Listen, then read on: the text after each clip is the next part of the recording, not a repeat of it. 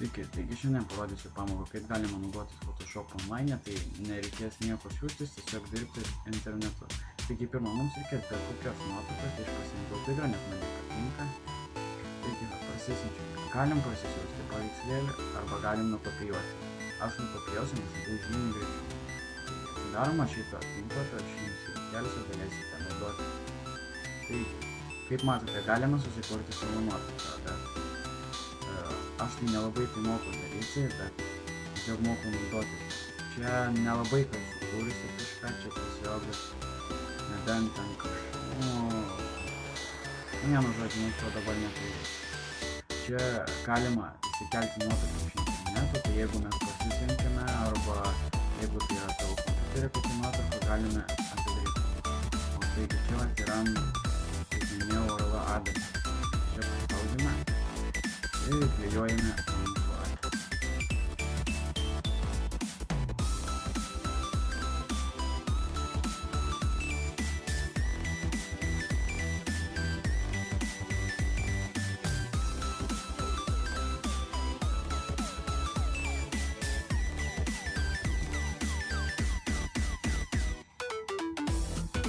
Taigi va, kėlėm nuotrauką. Ją galite pasirinkti.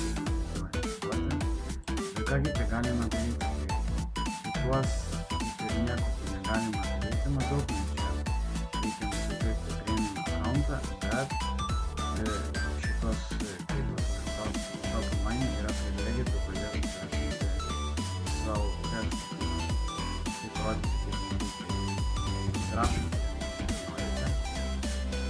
Tada galite pasirinkti atvykusią kontorą, man labai patinka tėvai tekstą.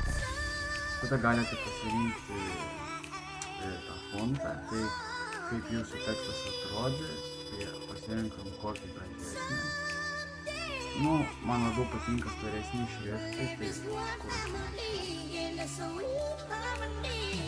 modekį panaudojate. Čia galite pasikeisti spalvą. Galite naudoti šimtinę. Galite naudoti tiesiog bandyti gauti spalvą. Aš tai panaudosiu kažką iš nuotraukos. Pasitraukite, kad galėtumėte matyti, kaip atrodys šitas. Man tai nežinau, aš pamėginsiu panaudoti baltą. Baltas visai gražiai gavo. Ir maždaug galite dar uždėti lajerį. Kas yra lajeris, tai maždaug pagražinti jūsų nuotrauką. Galite padaryti taip. Aš čia labai noriu nieko daryti. Galite palikti šešėlį. Paliekate. Maždaug atrodo žymiai gražiai.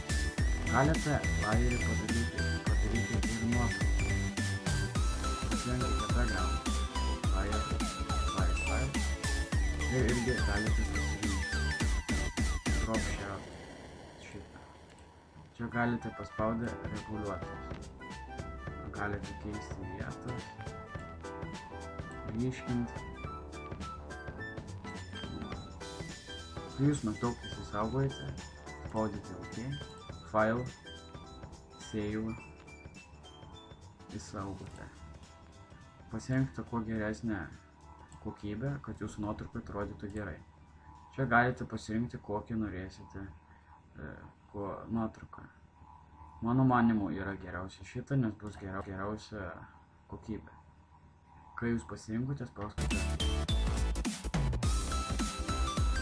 Tada įsaugote nuotrauką. Įsidite kur norite. Ir viskas. Jūs jau turite savo nuotrauką. Taip kaip įgauna. Jeigu aš nepadėjau, paspauskite +. Laukite kitos pamokos, sėkmės.